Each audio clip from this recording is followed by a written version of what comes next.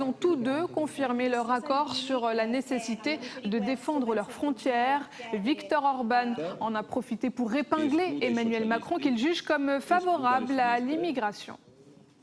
Il y a deux côtés en Europe.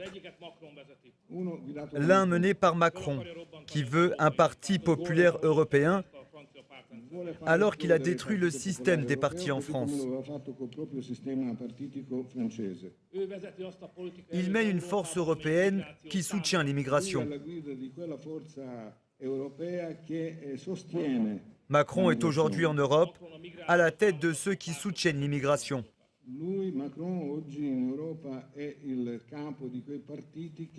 Et d'un autre côté, il y a nous qui voulons mettre fin à l'immigration illégale.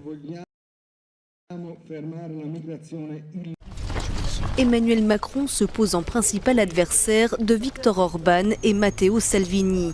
Au lendemain de la rencontre entre les dirigeants hongrois et italiens ce mardi à Milan, qui ont réaffirmé leur hostilité à Bruxelles et à l'accueil des migrants, le président français a riposté depuis le Danemark. Il est clair qu'aujourd'hui, en effet, se structure une opposition forte entre nationalistes et progressistes. Et je ne céderai rien aux nationalistes et à ceux qui prônent ce discours de haine. Et donc s'ils ont voulu voir en ma personne leur opposant principal, ils ont raison.